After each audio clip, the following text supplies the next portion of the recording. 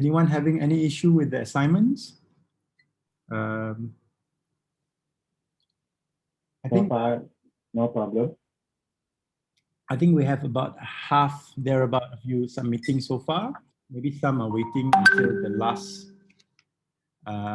minute to submit, but it's okay. But as I said, because it's a cloud document, you can submit first, but we'll review it at the end of the session, at the end of the webinar, right? Just in case, you know, something crops up and you're too busy to submit and you've attended all 5 weeks of these classes, right? Hello, Anwar. Yeah. Yeah. Sorry. Actually, this is my first session, Anwar, for info. Oh, Azuar, sorry. My name is Azuar. Who's speaking again? Yeah. Borhan. Borhan. This is my first session, actually.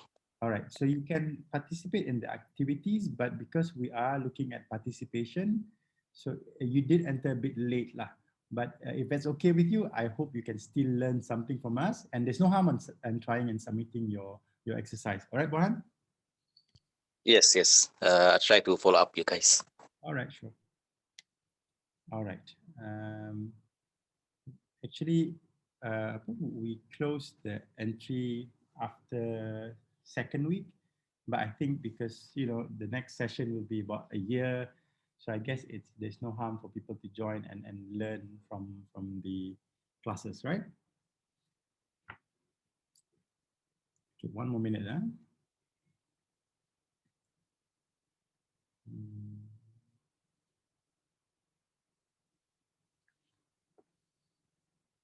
Okay, all right, let's start. Okay. Market research for startup. Today is 17th October. This is our 4th week. I think it's the 5th week because we had 1 week with the Shell contract and procurement last week, right?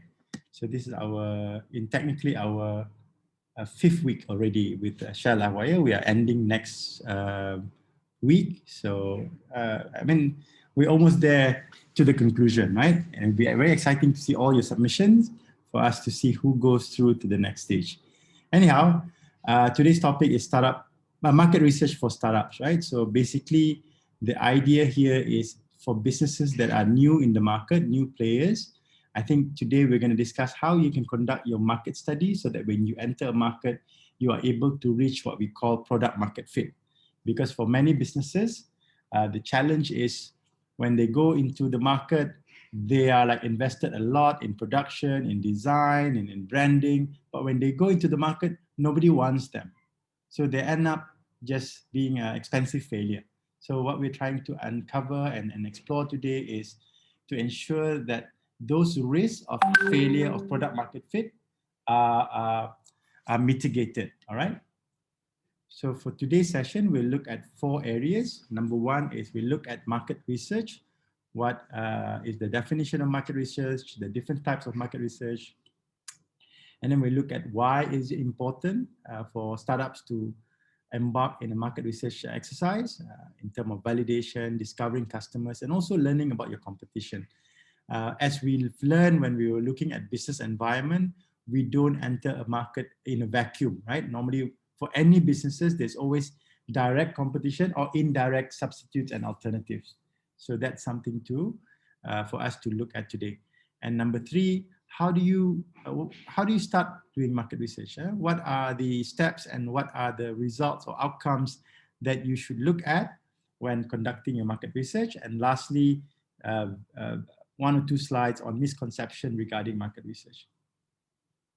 So like how we've done in the previous weeks, if you have any questions, just shoot it on the chat room and then I'll try to respond as we transition between sections, all right? So let's look at what is market research. I'm not going to read the whole thing, but basically market research look at 2 aspects. Number 1 is the ecosystem, the broad market, competition, the industry, and the target market as a whole. And the second part is to specifically look at research in terms of your product, right? Is there a market for your product or is there a customer looking for a certain product?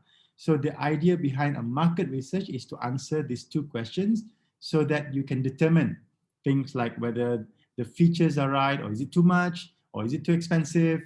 What type of, what group or segment of customers in terms of demographics or psychographic or geography that would consider your product, okay?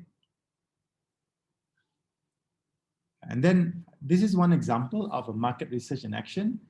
We chose this Brazilian company who wants to sell their product in Malaysia, or a Malaysian company that intends to sell a product, Brazil-based product in Malaysia. So in terms of market size, the company might ask, how many Brazilians are there living in Malaysia? How many Brazilianists here, what we mean here is people who are enthusiastic about Brazil, maybe a fan of Neymar or something, right? So they may be keen or have an inclination towards Brazilian product. That's number one. So if I want to partner my business in terms of selling a Brazilian souvenirs or t-shirts or gifts, right? Maybe I can partner with Brazilian businesses in Malaysia. Are they Brazilian restaurants? Are they stores selling Brazilian products, right? Are there events or a carnival, right? That I can promote my product in. So these kind of questions help you to answer, I think, useful and critical information that can help push your product to the market. So the idea here is research for market, right? So we can even change the question. If you're selling Sarawakian product in Kuala Lumpur, right? Then you can ask, how many Sarawakian are there living in Kuala Lumpur, right? And how many people are fans of Sarawakian, right? Maybe. And then you can look for other businesses that are selling related products relating to Sarawak in the market. Maybe an antique store, or maybe a restaurant, right? Are there any cultural events? Maybe Pesta Kaul or Gawai Daya that's happening and being celebrated in Kuala Lumpur. So just by asking these two simple questions, there are already some opportunities or learning or lessons that you can get that can help you to sell your products, right? The other one is you can do market research to sort of make a hypothesis or an assumption, right? For example, in this case, we've chosen Spotify. So Spotify know that there's a lot of people downloading music illegally, right? So even if you take a small percentage of this market of people who are downloading stuff illegally, you can still make a lot of money. Imagine if there's 1 billion people, right, downloading illegally music online or downloading movies online. If you can just get 1% of that, that's already quite sizable. So these are some of the questions that will help you to get closer to being a robust, resilient, and desirable product in the market, right? We notice that a lot of businesses, when they launch their product, sometimes they just see something that's cool, right? So they bring in something and then the market's not ready for it. Or the market is different from other market where the product has been successful. Okay. So this is just one activity. So what are the industry level questions that you would like to be answered by your market research? So ask yourself, right? 3 questions. There's something for you to put in your activity later on. What are the industry level questions? For example, who are my main competitors? The other one is, how is the economy like? Or who are the suppliers that I may need to work with, the supply chain that I may need to work with in order to serve this market, right? And number 2, looking at the product level, you can ask how much is the price of my product that I should sell this product at, right? Or who would desire the product the most? Would it be women, young women, professionals? Would it be students, male students, right? Would it be elderly? So these are some questions that you should ask, right? So, and then when you're asking this question, ask this about your question. Is this key to my business? And how would I use this information once I get it? You don't want to ask a question and it ends there, right? Ultimately, you want it to inform your business decision and inform your product development. Okay. And then we move on to, this is quite basic. I think most of you would know this. We're going to look at primary versus secondary research. For me, although primary sounds like prime, right? The first, right? So I would suggest actually to start with secondary research, but for the sake of today's lessons, let's start with primary. So primary is conducting first-hand information to get some information, right? I would recommend starting with secondary first, because before you actually go out there, maybe there are readings, maybe there are publications, industry reports that you can start reading to look at information that are relevant to your business. But looking at primary data, so how do you conduct primary research? You can do customer surveys. You can gather some customers and make appointments with them and do in-depth interviews. You can conduct focus groups, get the same group of people with the same segmentation and all that, put them at the same table and discuss things about the products and all that. You can do A/B testing, meaning that you can, A/B testing, there's two ways of doing it.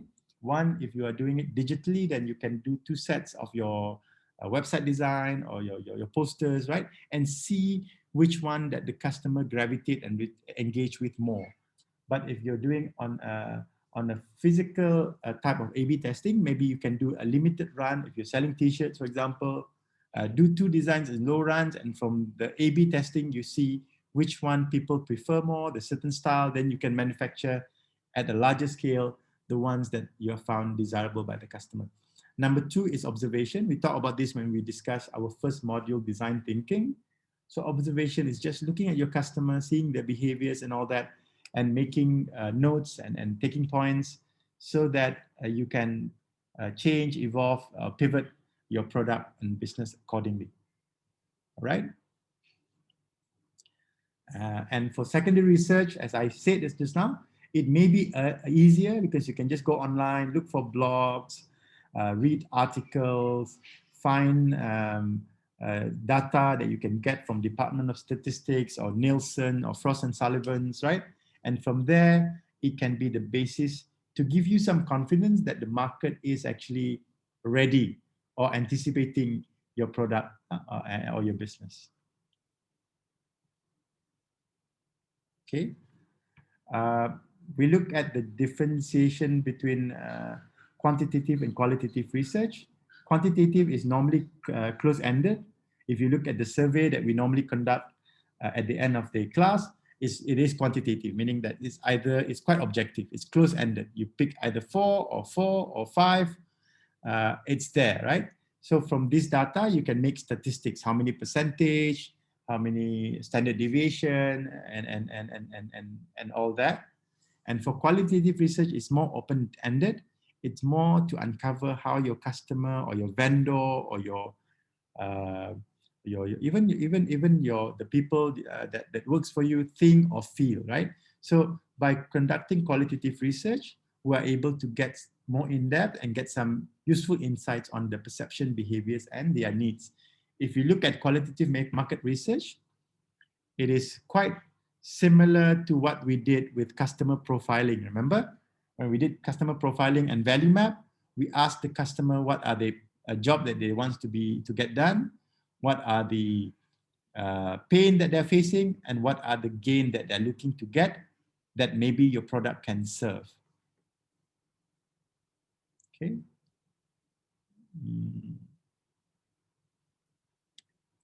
Okay. Here are some examples of quantitative research sample questions. So if you look at the quantitative, it's either one. So how many text messages do you send a day?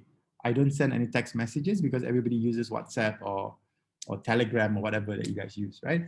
Number 2 is considering the following topics for our next conference, which one would you prefer? So you prefer marketing, do you prefer corporate strategy, do you prefer pitching to investors? So if you get 300 people to answer this question, then you can break it down into percentage, where maybe 20% wants to listen to pitching, 40% wants to listen to corporate strategy, and the remaining 40% are looking at marketing. Next is about ranking.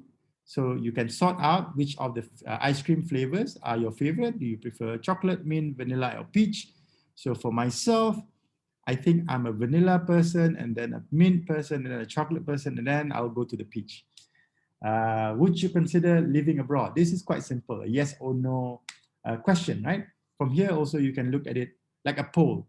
Do you agree with the control movement order announced by the government? So yes or no. So you might get 70% of people say yes and 30% of people that says no. Okay, these are examples of qualitative research. So qualitative research, as I mentioned earlier, it is more open-ended, and the objective here is more for you to gain insights and get a deeper understanding. So what are your top priorities in your business at the moment, right? There's no yes or no answer to this, right? Then people will say my top priority would be cash flow. My top priority would be capacity to serve the customer. If there's a lot of demand, am I able to serve all these customers? Or because I'm a 1 or 2 person setup, I may struggle with this situation, right? Number 2, we look at what is the one thing that could make things better for you. So maybe if you ask a customer or a parent who have to juggle between work and sending their kids to school and coming back and picking them up from tuition and all that. So what would make things better? Maybe if the location of the school is closer to my house, or my office allow me to work from home or start later. So these are insightful answers that you can get if you ask qualitative research questions. Number 3, why do you like rock music, right, compared to other genre? So the answer could be, I don't know, maybe it's my generation. So, you ask another person, they might say because they like the lyrics or they like the music, right? Or they think that the music is quite layered, right? For example, right? Tell me the challenges you face when traveling by yourself. So if you ask maybe a young lady, maybe, I'm not assuming everybody is the same here, maybe the challenge is language, maybe the challenge, right? Or maybe it's my challenge is about making friends, because I'm not shy, but people in other countries that I meet, a lot of them, they don't tend to want to talk to strangers, right? And then we look at another question. Please tell me about the benefits of public transportation. Again, open-ended, right? Less car in the road, cheaper, and all that, right? Maybe public transport with Wi-Fi, you can do your work in the bus, right?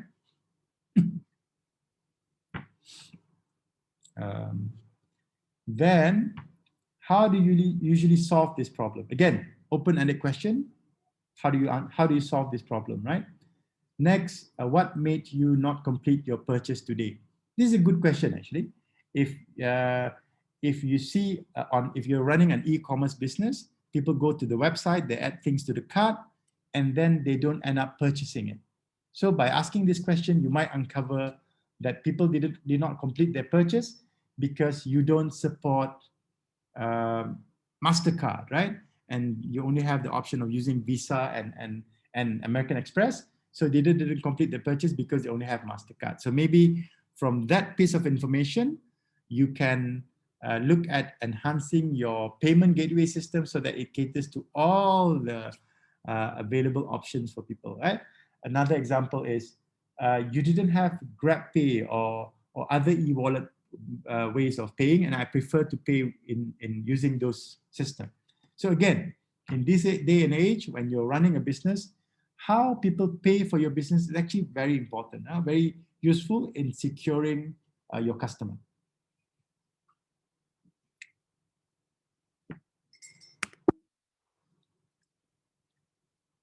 Okay, this is one very famous quote by Henry Ford of the Ford Motor Company.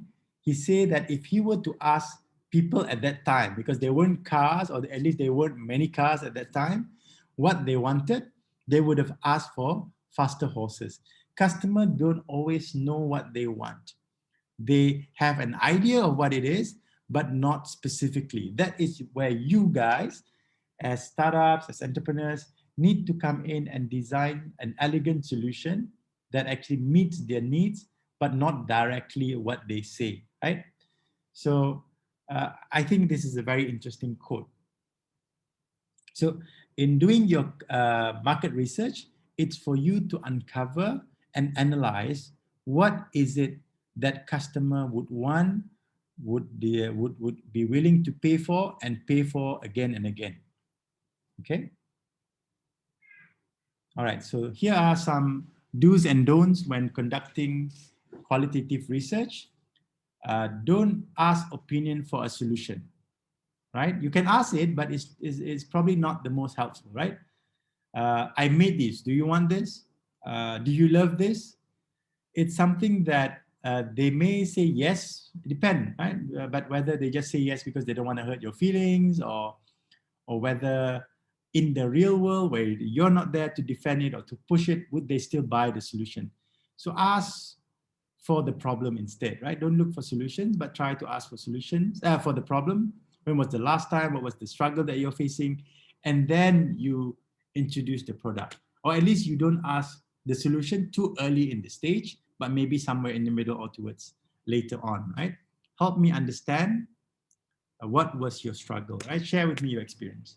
So asking problems is more useful than asking for solution when you're conducting market research. All right. So before we go to the next section, let me just look at the questions, right? And please shoot the question in, and let's see if we can answer some of it. Or if you want to ask using the microphone, you can as well, right? Okay, let's look at Narizam. Huh? Narizam is asking,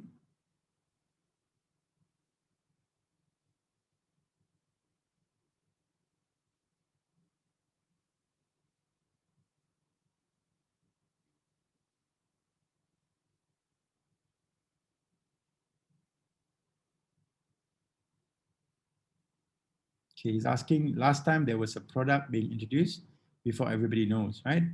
For example, WhatsApp, he's saying that it's free to try, but after a few years, it's still totally free. How is this business? Because it doesn't have advertisements and all that. I think if you look at a lot of these large businesses, like WhatsApp is being owned by Facebook, right? Along with Instagram. So the idea is they monetize it using, at the moment, Facebook is generating money because of ads, right? Also Instagram. But larger companies, they don't look at selling product. They look at selling the entire ecosystem. That's why if you're on a Google ecosystem, you tend to use Android, you'll be using your Gmail, your G Suites, and all that, right? The same goes with Apple. Apple actually don't sell just your phone, they sell the entire ecosystem with the App Store, with App Play, with Apple Movie, with Apple Watch and iPad. So the idea is, in the total grand scale of things, they are still profitable, right? I hope that answers your question, Narizam. So it is all about business model. So sometimes there are businesses that aim to create a platform, but larger businesses like Apple, like Google at the moment, they are actually creating entire ecosystem.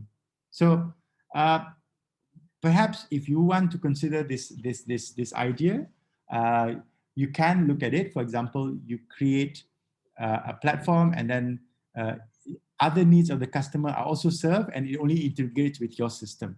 But perhaps on a B2B setting, it could be doable as well, right?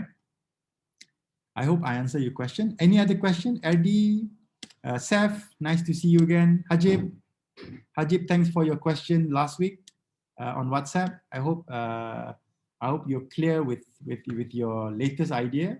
Sarah, if you have any question.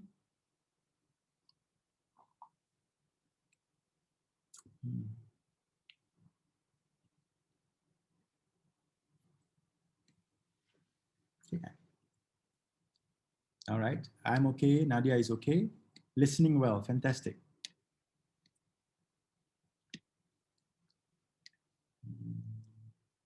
All right. So basically what we were discussing in the first section for today is all about primary research. Why do you do research? To find out about ecosystem and market, and also to find out about product. And then we look at the primary research and secondary research, and then we look at quantitative and qualitative. So the next phase is why market research for startups? why do startups need to do market research? I think it's quite clear, but the question is, are you doing it enough, right? For me, as an organization, as not a large organization myself, we always value feedback. We always value whatever information that we can get, and then we look at whether we have the resources to act on it, or at the very least, minimize the risks and threats that comes our way, right? I actually conduct a lot of strategic planning session, even for large organization, even billion-dollar organization, right? So for them, they always look at research as something that's key. They do it in real time. They even organize every year a strategic planning session, right? For them to gather all the research and data so that they can develop marketing plan or they can develop strategic plan. So for small businesses, you should think like that as well, because there's no difference in terms of cost, but it's actually a good practice if you understand the opportunity, right? Sometimes the opportunity is so big, but because we don't conduct the research, then there's a lot of unknowns, right? One of the problem statements that I encountered recently is there are many businesses that are ready to export, but they are not exporting. Why? Because they don't know a lot of things about exporting, you know? What is the custom requirement? What if people don't pay me, right? So a lot of these answers can be done through research, can be answered through research, all right? So now let's move on to the second section of our 4 sections today, which is why market research for startup. So number 1, validate the market and customer need, right? I think Eddie is working with kids who has learning disability. Am I right, Eddie? All right, he's nodding, so I think it's right. So, so in a way, for him to validate the market, he would likely talk to parents, right, or talk to teachers, and see whether whether his solution is something that the market desire or need, right, or is it something that is maybe the market is not ready, or it doesn't follow the latest studies that they are working on, right? So it's important for you to really know that your product and your customer matches. Number 1, basic. You can do market research to get new idea as well. Maybe you are looking to introduce a new product. So by going to the market, you can find problems that no one is solving yet, right? So the key to being valuable is to be a solution to people, right? It's as easy as that. If you're making the life of your customer easier, if they're worried about pricing and you offer a more affordable solution in the long term, then chances are, if you can articulate it well, if you can communicate it well, you have a customer. Number 3, realize who may be your new customer. When you talk to maybe technology company, right?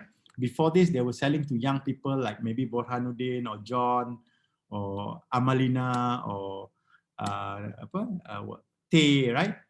Or maybe Ivan. But later on, they realized that the elderly, the people who are like 70 and above, they also have money. They also want their life to be made easier to technology. People with health problems or concerned about health. So now you see a lot of health tech coming into technology, where you check your heart rate, they check your blood oxygen, they check whether you've been walking today. So they open up a new market with people who are health conscious or in need of special health features, right? Learning about existing customer, learning about competitors is very important. You need to know where you stand, because if you don't know where your competitors are and they know you, so one time or one day they might just go to your client, and because you don't know them, they know your features, they know your products, they're able to take away and win away the customer from you, and you don't want that. Next, number 6 is understanding the market size. How big is the market, right? Oh, I'm so happy I'm making 1 million a year. But if it's a $1 billion industry, you're barely making 0.1%, right, of the total market size, for example. So you need to know how much market share are there for you to win and gain in the market that you're in. Or maybe you made 1 million, but the market is only 1.2 million. You basically conquered about 90% of the market, right? So maybe you need to look to introduce new products, or look for new segments or new market for you to expand your opportunity size, right? And then another more important thing, less about market size, is avoiding biased behavior. Avoiding biased behavior means, is it loud there? Somebody's like deciding to cut the grass outside my house. Can you guys hear me? Yes. All right, good. If it's too loud, I'll get my headphone and I'll try to talk using my headphone. So avoiding biased behavior, because for many startups, you fall in this trap where you are in love with your idea. Meaning that usually if you're in a partner, you have 3 partners, each one of them have their own thoughts, and each one of them is trying to defend their idea. By doing market research, you can tell them the data say this is right.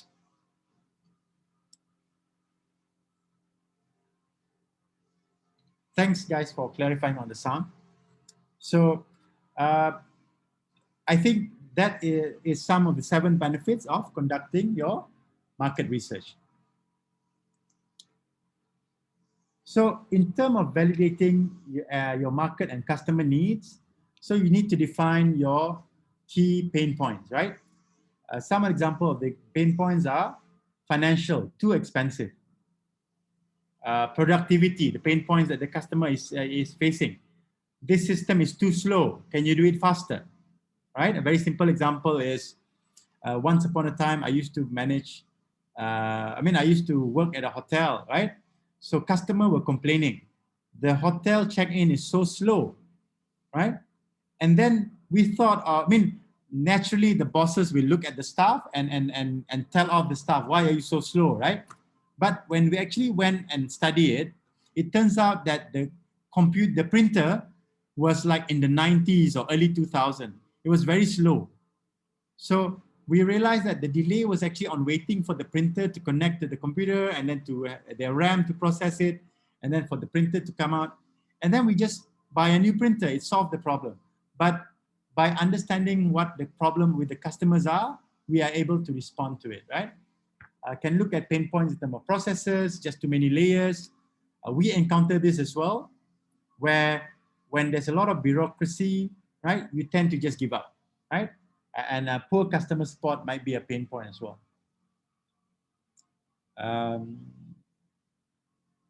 Okay, so in terms of market research, it can also help you to refine the solution that you are already offering. Does my solution actually solve the problem entirely? Or is it just a temporary remedy, or like a Band-Aid, right? Like a Band-Aid. So by looking and understanding where you are at, it's okay to be a Band-Aid for a short time, but you should look at developing your product so that eventually you can really solve the problem and improve lives. Number 2, what questions customer have while researching solutions like ours. So this one you can find out using simple tools like Google AdWords. If you're using SEO, SEM, right? Search engine marketing, right? If you have an account with Google Analytics, you can actually find out what people are looking for and then drive your communication, change your communication so it's closer to answering, closer to what customers are looking for, right? What are the keywords if they're looking for your product, right? Is it in Bahasa? Is it in Chinese? Is it in English, right? So then you know how best to communicate with your customer. Okay, again, that answers the same question. Which messaging is most effective for transforming people into customer? And then thirdly is, how are people engaging with your product? Are they using social media? Are they communicating through friends, right? So in that case, some businesses should introduce a referral promotion, right? For example, maybe Sarah just now, she's selling a perfume. So if she may get a code, and if she refers a friend, then her next purchase might be 50% off. So by knowing how customers engage with products, how people like to be interacted with, then those questions help you to sell your product better. All right. This is a very interesting example. So market research and getting a new idea. So in Ghana, in Africa, they ran an agri-tech challenge. So the problem was smallholder farmers need tractors. And then at the same time, people who have tractors, they're not using it all the time. So by doing this research, they came up with the Uber for tractors. Right? So this is an example of how market research help people to come up with solutions that people want.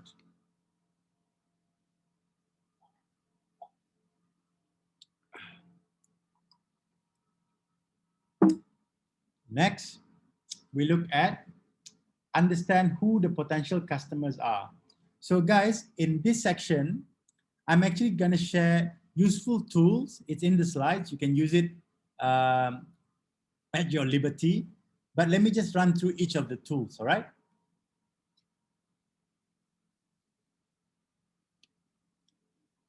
So the first tool that we're going to look at today is creating your customer avatar.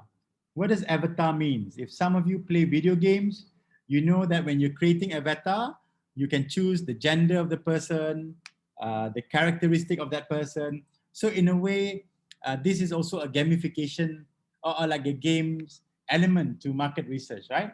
So if you look at on my right-hand side, you can see customer avatar as what are the age, the gender, the marital status, number of children, locations, occupation, job title, income, level of education. You have how do they get their information, whether through books, magazines, blogs, conferences, gurus. You can be specific about it. What magazine are they reading? Are they reading are they reading Time magazine, or are they reading Clio or Her World, right? What are the pain points that they're facing? What are the challenges? What are the objectives that they have in purchasing the product? And what is the process of them purchasing it before, during, and after the purchase, right? So this is one way where you can conduct research. Just go to a typical customer and ask them, you know, how old are you? What is your goal and value? What pain points are you facing, right? So you can ask this and complete this, and it tells you like a clear picture who your communication is talking to. Because the idea and concept here is, if you try to talk to everyone, you end up talking to no one. So you need to treat your customer as if you're like paying full attention to them. Next, you can conduct research using tools like customer journey. So just now we look at avatar, knowing the age, the education level, the income levels, the preference, how they get the information. So using customer journey allows you to look at different stages of the customer. For example, this 3 steps thing is awareness. How does customer learn about your product, right? Number 2, when they are considering what kind of information do they look for? Do they go on YouTube? Do they go on blogs? Do they ask your friends, right?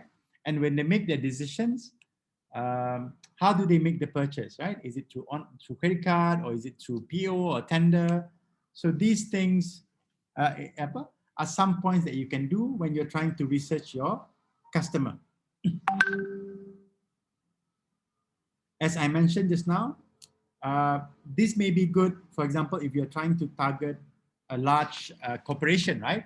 So you want to find out, how do I sign up for their procurement system? So you know that Petronas, for example, they have their specific own procurement system. So by knowing all this, you can actually target better your customer.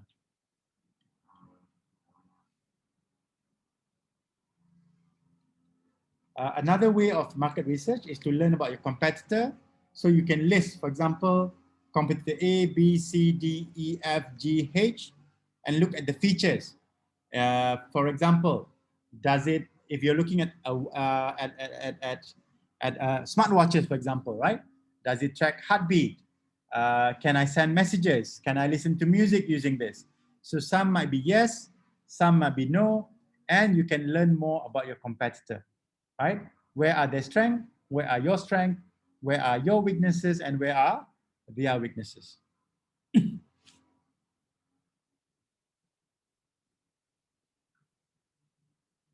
This is actually one of the most useful tools that we're going to discuss today. I want you guys to pay attention to this term called SOM, SAM, and TAM, right? SOM, SAM, and TAM. Can I just very quickly ask you guys, who have heard of SOM, SAM, and TAM? Can you just post on the chat group?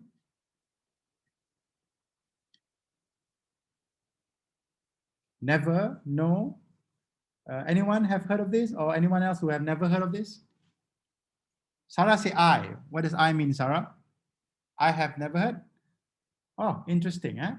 This is actually one of the very popular tools when we train startups.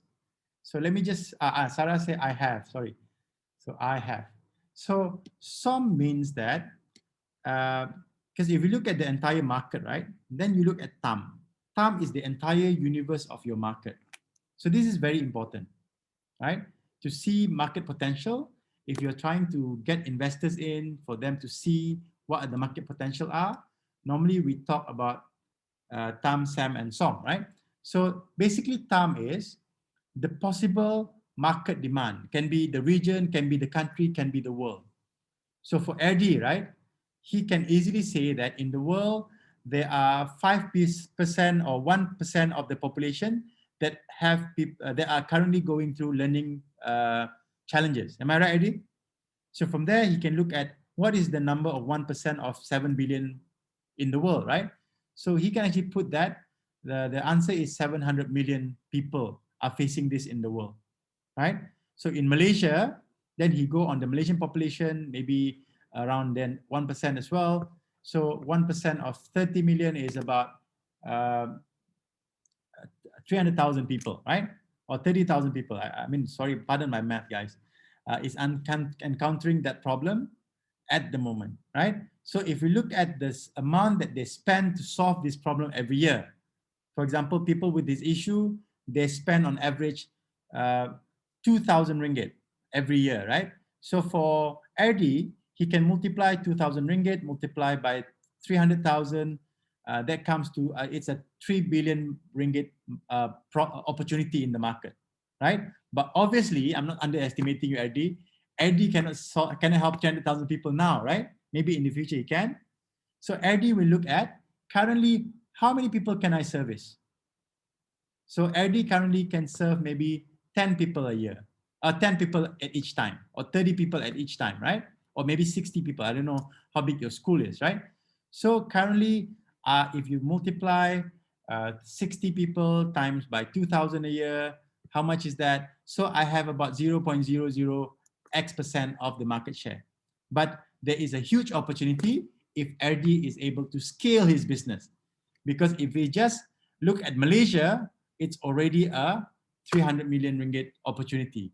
But if once he tackled Malaysia, if he goes global, he may have to compete with different competitors. But at the very least, he knows the market opportunity is so big, right? If he gets his product right, if he gets his pricing right, if he's able to communicate his product well, right? Then the market is massive, right? So this is very important, the idea of SOM, SAM, and TAM when you are working as a startup, right? Because you need to convince staff to join you. You need to convince investor to invest in you. You need to convince suppliers to support you by having this data to show that you need to be on the right horse, which is your business, right? Then they maybe be able to consider giving you some credit, putting in some investment in you. So I think if we take some of the things away from today's lesson, the SOM, SAM, and TAM is critical, right? So maybe we'll do this as a class activity. Later, Amanina will give you the class activity link, and we'll explore. We'll allow all of you to ask yourself, what's my SOM, SAM, and TAM, right? This is not SOM TAM, huh? The Thai food.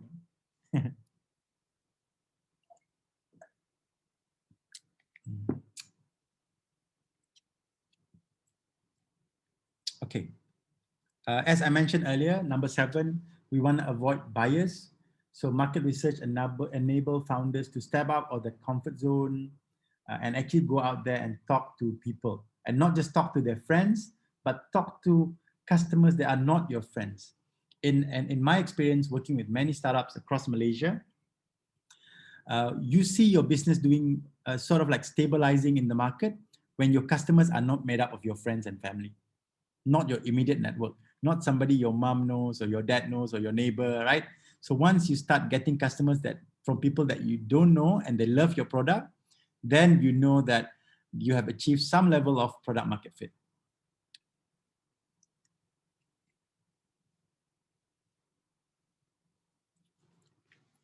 All right. So when doing market research, it's good to also look at extreme users. For example, I'm using RD a lot because I know him from previous classes, right? So for example, for RD, there are some people who have learning disabilities. So maybe RD can look at extremes. Which one have minimal learning disabilities? Which one have the most extreme, really difficult case, right? So from there, you can learn at what makes it easy for some group, what makes it harder for certain groups. Example, if you are, taking example beyond RD, if you are selling, for example, you want to run cooking classes, right? So extreme examples could be, what if I'm training chefs, right? How different would be training chef to training somebody who don't even know how to cook Maggi or never cook Maggi in their life, right? So from there, you can uncover, if I were talking to this audience, what would need to be true. If I have this very advanced customer, what needs to be true? And then from there, where are people in the middle, which will likely comprise of most of my customers be, right? So by learning extremes, you can actually learn from people who are struggling and people who are excelling as well. So let's pause for a moment. I've been trying to talk very loudly because people are cutting grass outside my house. So if you have any questions, let's hear it. Maybe spend 1 or 2 minutes on questions.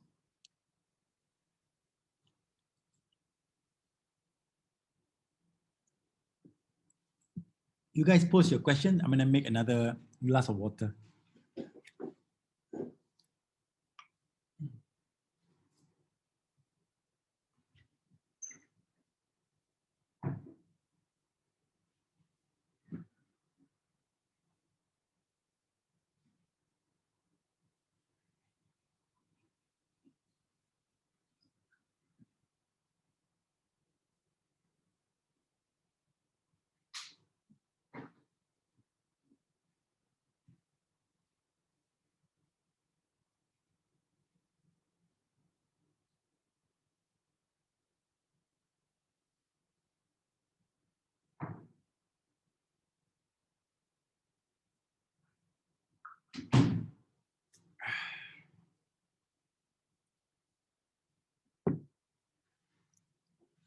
Nisha, go ahead, ask a question. If it doesn't relate to the topic, it's fine as well. What question do you have? Anyone wants to ask a question verbally using the microphone? You can go ahead as well. So Nisha, what's your question?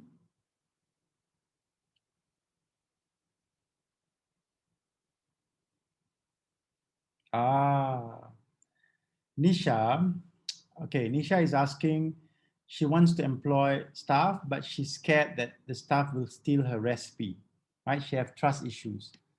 To be frank, right, I think it's not enough for people to know your recipe for them to run a successful business. So as business owner, if you want, you can get them to sign a non-disclosure or non-compete document.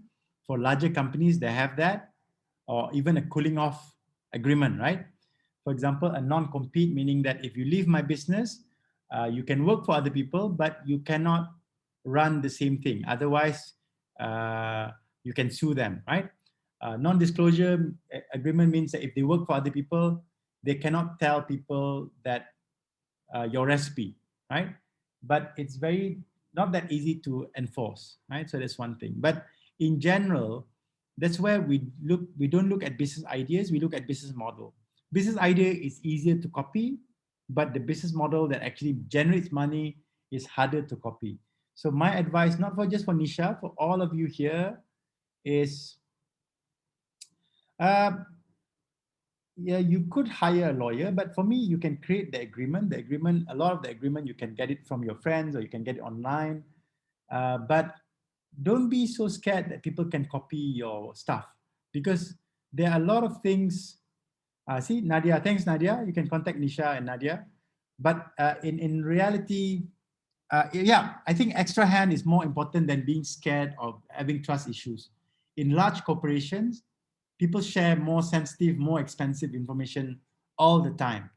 But I think that's number one. Number two is when you interview someone, make sure that you try to get people who are honest and have integrity. So those are some ways where you can mitigate the risk. But I've seen not just you, but many startups in that I've encountered as well. They are so scared that people might want to copy them. It's not that easy, right? Say if you're running a milkshake company, right, and you want to keep the thing a secret, raising the money to start the business itself is so expensive and so risky. That's number one. And there's so many other things involved, like marketing, quality control. So my tip is, don't be afraid of such things, right? If you are really afraid, then maybe you can make them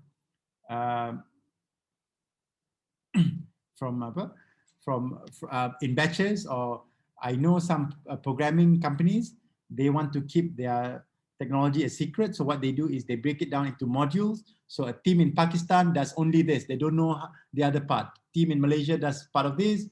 Team in India does part of this. So that's one way they can mitigate it. But it's just a natural business risk.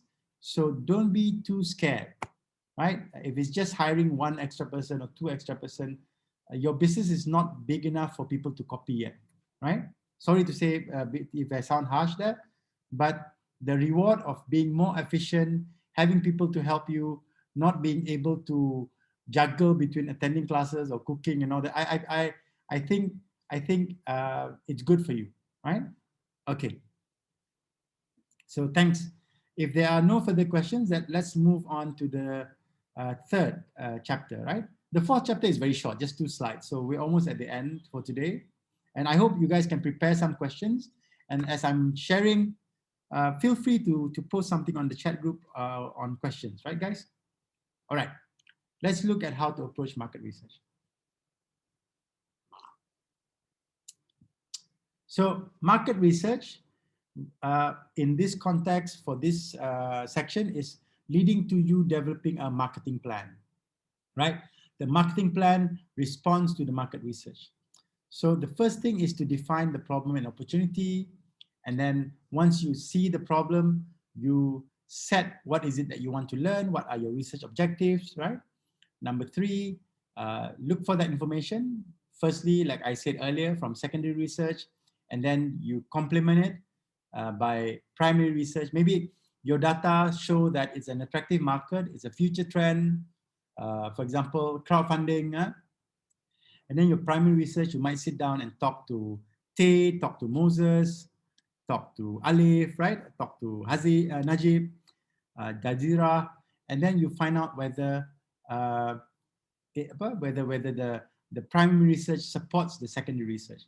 And then once you collected all the research, you analyze the data, and based on the data that you have, you're more confident now, then you come up with a plan to market your product to your customer. So if we look at defining the problem, so defining the problem is it a pricing problem? Is it a feature problem? Is it a loyalty problem, right? If you look at the problem in your business, for example, you have a lot of customer in the past, but then it is decreasing. Why is that? Is there a shift in consumer behavior, right? Next, how do I get people to spend more on an average purchase? Again, it's about learning, defining the problem here, right? And thirdly, is there a pain point that we're hoping to address with our solution? And is it really a pain point? Sorry, typo there. Yeah? Set the objective. Objective is something more specific than the problem. So once you encounter the problem, you want to test elasticity or price point between 5 ringgit per month, 10 ringgit per month, 20 ringgit per month, 30 ringgit per month. If you're building a game, right? You want to learn whether people like to play in larger groups, right? Verify whether people in fact mind taking the bus from the metro stop, meaning that is it something that people want? If there's a train station, I know in Sarawak, you are looking to build a LRT or ART, right? So we're looking at, are people gonna connect from bus to train and train to bus, or are they gonna connect from the train straight away to use Grab or cycling or walking, right? Thirdly, to do the secondary research, what information already exists? This saves you a lot of time. So if you are in the food business, F&B, try to look for journals or studies, universities doing their research on the food market that can inform you a little bit. And then the next step is to actually validate those information by talking to your potential customers and other stakeholders. And then once you get all the information, you want to organize the data. You can put it in a dashboard, in graphs and charts. See how the quantitative and qualitative, does it match with each other, or is there some mismatch in terms of information? If there's mismatch, why? What happened, right? And then present your finding in a short report or PowerPoint. And then from all the data, the research that you've conducted, you can build your marketing plan. Right? Marketing plan, this is one example that I find quite cute, where you can actually do your marketing plan in one page. Why your purpose as a business? Are you looking to make, to eradicate maybe illiteracy in Sarawak, for example, right? So that can be your purpose. So, or increase financial literacy, that can be your purpose. So who your ideal customers are, maybe university students. Number 3, how are you better than the others? Then you expand on that. What's your pricing strategy? How you can distribute it? This is quite similar to a business model canvas, right? With an exception that the focus here is on reaching and converting people into customer, right? Leads into customers. And then there's these game-changing things, right? On the internet, there's so many tools that you can use. Some of them are free, some of them are expensive, some of them are low cost. So here are some of the next generation market research. You can see things like receipt analysis, eyeball tracking, right? Neuro analysis. So all these are quite advanced. It's something that you can explore either to become a user, or even if you're running a business, you can look at, inventing or creating something like this, right? Or maybe it relates to your business. For example, Elevate, right? So maybe if the customer subscribe to your solution, and if you use certain data tracking tools, then it can be a value added to your product as well, right? All right. Our last topic for today is misconception about market research. Sony Walkman and Apple iPhone, right? They did not really follow the market research so much. There are times where you have to trust your gut instinct. There are times where research helps. But most of the time, research helps more than gut instinct. But there are times where your gut instinct is so strong, you should go with it. So that's number 1. Misconception number 1 is market research is not relevant for disruptive innovation. For 0.01%, yes, but for 99.99%, it is relevant. Number 2, startup don't have the resources to do market research. This is super not true. If you look at myself as well, we run Google Forms, right? We can run SurveyMonkey. We can look at our competition, do mystery shopper. Mystery shopper is another good technique of learning about competition. You pretend to be their customer, and from there you look at the customer service, the entire experience end to end. And then lastly is they may be low price market research firms, as well as next gen market research startups. So it is really a misconception that startups do not have the resources to do market research. Hold on, guys. I need to get my charger before my laptop runs out of battery.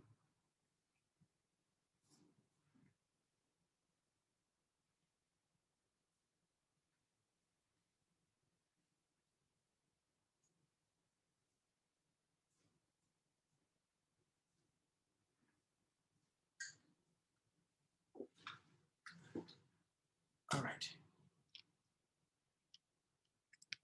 Okay. So next, the last one is there's no return on investment in market research. Just like marketing, this is a very big misconception. Actually, the cost of not doing research is expensive, right? So the return on investment on market research is high. Maybe it's not immediate, it's not every research, but there are research where you are able to gain insights, learn about your customers, then the return on investment is huge, right? We saw earlier with Spotify, by just analyzing secondary data, for example, where they learn that so many people are downloading music illegally, and they think if they can tap just a small percentage or small share of that, the market return on market investment on that short of time, probably some time that they invested in market research, have obviously yielded massive results, right? So with that, maybe before we open for Q&A, if everybody can just help me to switch on the camera for us to take our customary group photo together. Can everyone switch on the camera? All right, nice to see you, Zainuddin, because I didn't see that familiar face from previous weeks. All right, fantastic. Okay, oh, one of our friends got a camera on the side. How did he do that?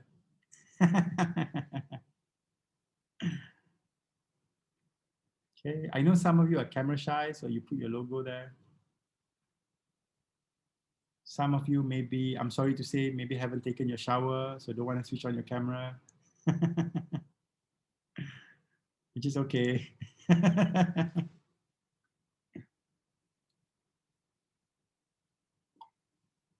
Guys, I want to say something. This is already our 6 weeks together. I really salute you guys for the commitment every weekend without fail. Huh? So thank you so much, guys. Congratulations on that. I just hope that I see your submissions, because I'm really excited on how your business model, how you did your financial projection, right? I think that is more important, just as important, but even so, it's nice that you come for the class, but actually do the exercises, so that I think at the end of the day for Shell, it is an investment for them to see more young Sarawakians succeed as an entrepreneur, right? And they want to see you as job creators, right? Because now with COVID-19 and everything, there are a lot of people losing jobs and all that. So you guys are the hero, right? Maybe you're not the frontliners, but you are the ones that are also very important, because like Nisha just now, right? Wants to hire people. I say, go for it, girl. Okay, I'm gonna take a photo now. All right, thank you guys. Let's continue with Q&A. Just one photo, sorry guys. Any questions, guys, on market research? So for the exercise for this, I'm going to change it, because initially the question was to list out some of the questions. I think that's quite boring. So when we post the activity later on, Amanina will share that. Let's do the Sam, Sam and Tam, right? I think that's more exciting. We just do that 1, 2. Okay, guys? All right, fantastic. Okay, let's see. There's some questions here. What do you think about businesses involving handicrafts such as woodworking? I think on normal market where we have a lot of tourists and all that, it can be very lucrative if your handicraft is special and it's something that maybe customer may think of buying and to give back as souvenirs for the entire office, for example. That's number one. Number two, there's opportunity with the corporate gifts as well. Especially in Sarawak, you have a lot of conferences in Borneo Convention Center, in hotels and all that. So if you can tap on government ministries or multinational companies, and by showing them what handicrafts you're offering, that can be a good opportunity as well. But because of COVID, I'm not sure about the market of people not traveling to a country, but just buying handicraft, but you can explore online business as well. So that's one. Okay, very good question from Yang Rong, actually. I think there is a big opportunity with domestic tourism, at least on the short term, right? Because COVID-19, I heard our Minister Khairi Jamaluddin on BFM yesterday. I think they are expecting for the entire vaccine process to be completed by 2022. So before that, I think definitely our borders may not be open or so open. I read in the paper today, Singapore is looking to open like a travel bubble between them and Hong Kong.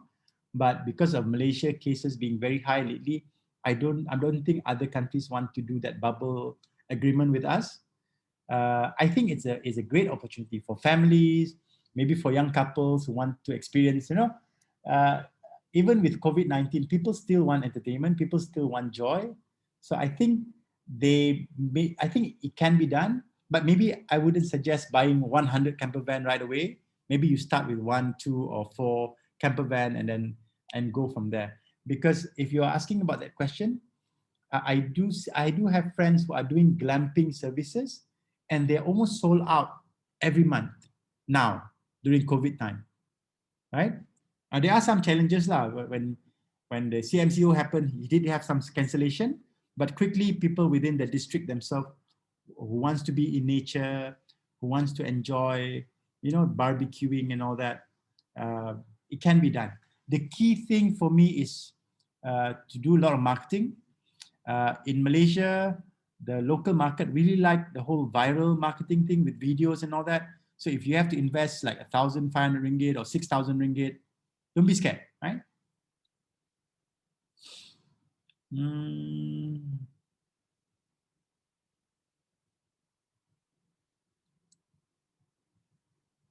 All right. So this question is asking, from starting my business, I always consider my brand, Mame Na ice cream, as complementary in the market, so that I did market research, purposely focused on uniqueness of my product. Any advice and suggestion? I think the key thing is to know who are the people that buys your ice cream, what age groups they are at, how much they are willing to pay. And sometimes you want to price it right, because if you price it so cheap and all that, sometimes there is that bias and perception with pricing that you think that a more premium product is a more premium pricing. But then if you're doing a premium product, then you have to look at the entire packaging, entire experience, entire customer service as well.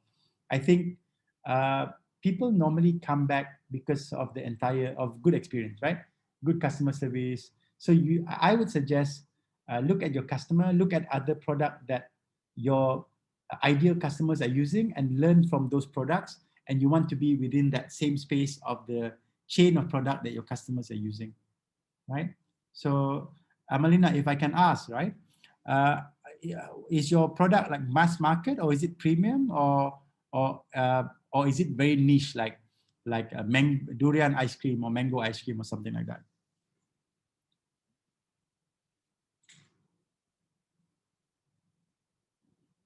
But my suggestion is to look at other products that your customer segment are using, what magazines they are reading. So the more you know about them, the more you know about what kind of language, what kind of tone of voice, what kind of visuals that you want to use when you're targeting them, right? And I know people nowadays, they don't read so much, right? They say TLDR, right? Too long, don't read, right? They even have TLDW now, which is too long, don't watch. So I think the attention span of people are very short. Depending on your customer, if you're targeting like elder generation like myself, maybe we are more of the reading type. Right? Not to judge everyone. Right? My product is ice cream, mantau, and cookies made by us. That's quite nice. That's, I think the idea of homemade and all that, a lot of people claim to be homemade, but I think it is about getting that balance. I think investing in the long run, maybe you get a better packaging, better investing in digital marketing and all that, I think can take you a long way at the start. Actually, niche research and market research are similar.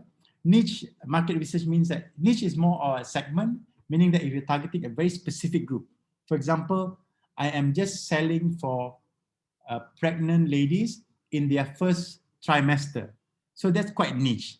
So you will create product that is highly focused on serving what are the issues, what are the gains that the people in the first trimester are looking for, right? Maybe the men, I don't know what I'm talking about here.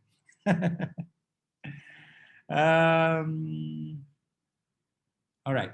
So again, understand your customer is knowing how much, where did they shop, for example. That's also helpful for you, I guess, Amalina. What time do they check the Instagram, or do they check out the email for e-newsletters? So by knowing this, by finding out these answers, you can tailor your marketing so that it become more effective, right?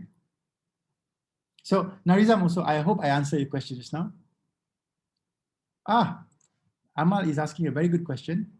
Can you share about social enterprise? It is very good now, because I think in times like this, there are a lot of opportunities, because a lot of foundation like Yayasan and all that, they do not have the reach.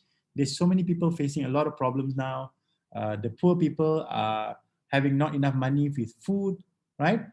For example, they have to decide whether they're going to have lunch or have the extra money to feed their children at night. So obviously they will skip lunch so that they have extra money to buy diapers, buy food and all that. So that's number one. Number two, there's a lot of environmental issue as well. You hear a lot about dumping and plastic and all that.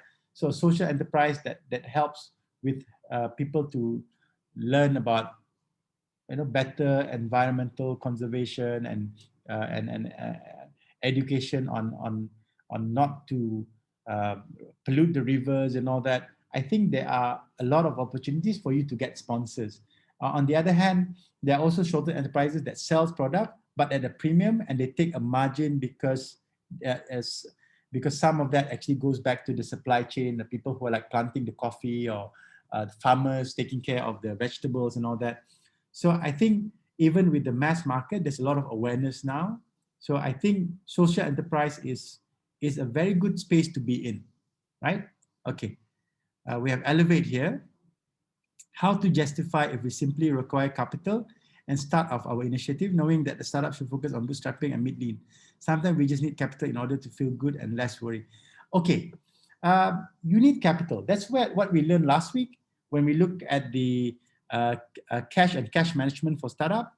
So I always advise businesses to at least have several months of capital for you to run, and not to run on a month-to-month basis, or not to run on a basis where there are months you're not paying salary for yourself or your staff, right? I think that's not very healthy. So in order to justify your capital, for me, the first thing is to have your business model, your pitching deck, and number two, have your business financial projection. Then you can look at investors. I'm going to get like 20% return. If you invest, how much? You'll get 20% from your capital, for example. That kind of discussion need to happen. And I completely agree. I don't believe in running a business with zero money in your account, right? It's just too difficult. And for many people, they will give up. And that's not good, right? So key thing is, bootstrapping doesn't mean no money.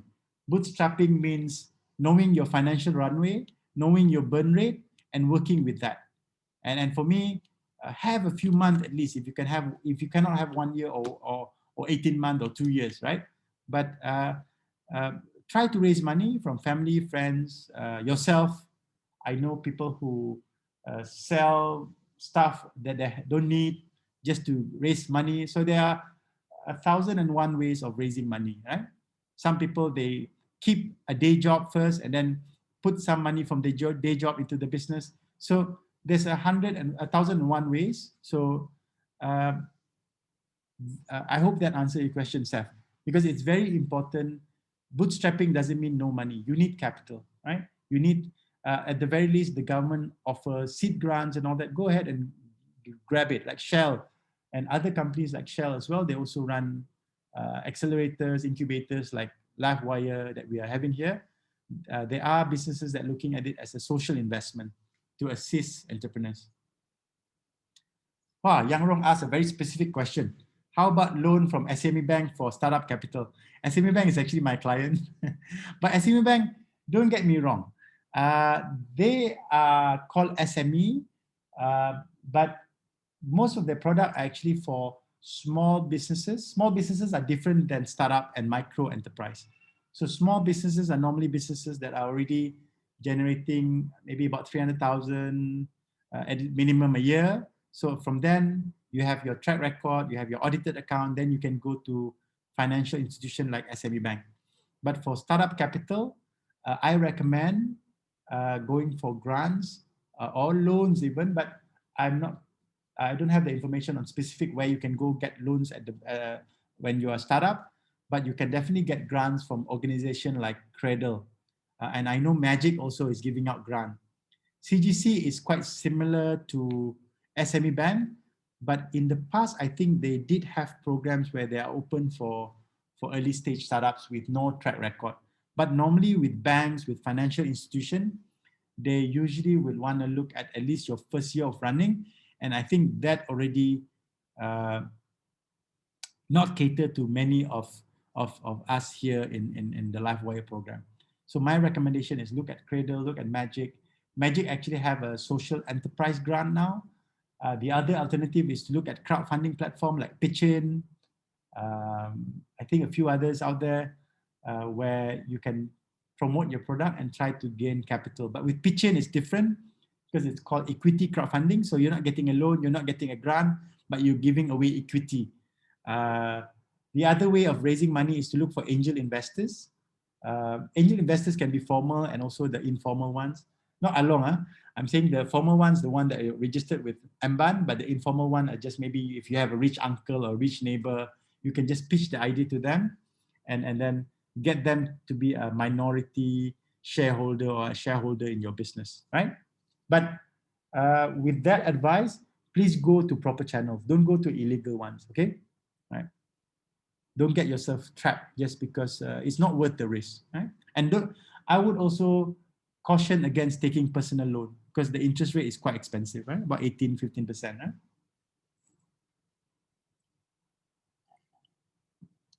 Did I answer your question, Yang Rong? Yang Rong. All right. But capital is very important. I'm so happy that we are receiving a lot of questions on capital.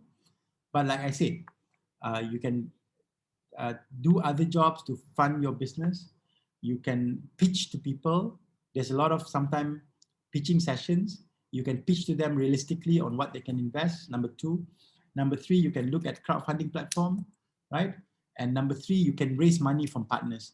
I think for startups, the raising money from partners is probably the easiest one, right?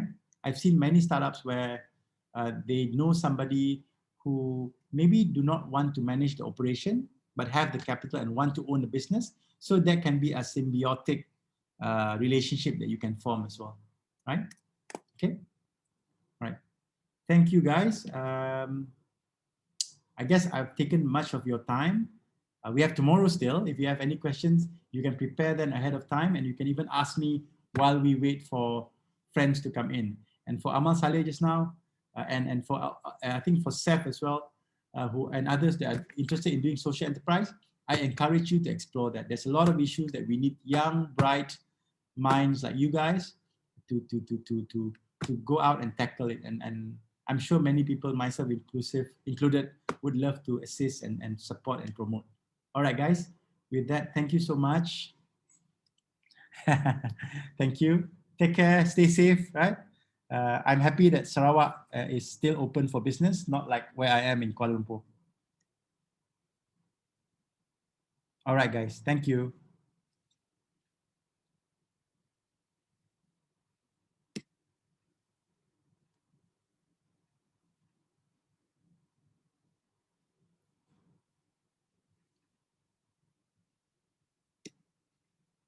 I will share the webinar survey on the our WhatsApp group, guys.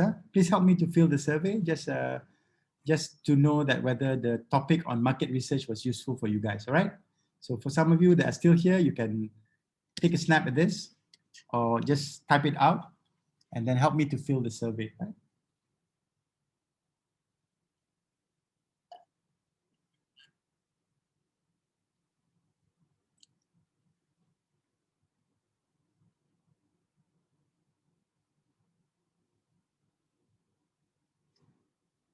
Thanks, Zikiang Te.